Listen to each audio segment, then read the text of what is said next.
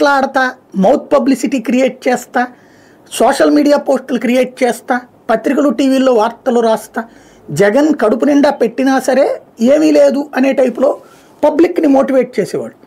ఇప్పుడు ఏమీ లేకపోయినా సరే అద్భుతంగా కడుపు నిండిపోయింది జనాలందరికీ అనేటటువంటి ప్రొజెక్ట్ చేస్తున్నాడు. అలా ఆ శక్తి మన దగ్గర ఉండగా పెడితే ఏంటి, పెట్టకపోతే ఏంటి, ఎవడేం పీకుతాడనే ఫీలింగే ఉంటుంది కదా సహజంగా.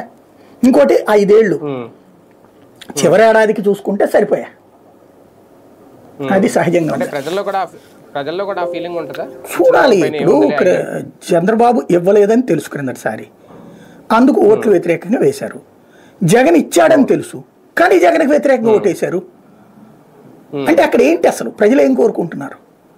ఆ కన్ఫ్యూజన్ క్లియర్ అయ్యేదాకా ఈ సంక్షేమ పథకాల అంశం మధ్య మార్గంగా ఉంటుంది. అట్లాగే ఒకవేళ ఇంకో కోణంలో చూస్తే సార్, దేన్ని ఒకవేళ డైవర్ట్ చేయడానికి ఈ నిర్ణయం, నెలకు ఒక సంక్షేమ పథకంతో క్యాలెండర్ రిలీజ్ చేస్తాం, ఇవన్నీ గ్యాస్ డబ్బులు ముందే వేసేస్తాం, ఇవన్నీ నిర్ణయాలు పెండింగ్లో ఉన్న బకాయిలు కూడా చెల్లించేస్తాం, ఈ నిర్ణయాలన్నీ దేన్ని డైవర్ట్ చేయడానికి? ఇప్పుడు మనకి మా చిన్నప్పుడు బాగా ఇబ్బంది ఉండేది. అంటే పుట్టిన కొత్తల్లో ఫైనాన్షియల్గా బాగా పూర్గా ఉండేది, ఆకలి బాగా ఉంటుండేది, ఇంట్లో అంత పెట్టేస్తూ అవుతుండేది కాదు.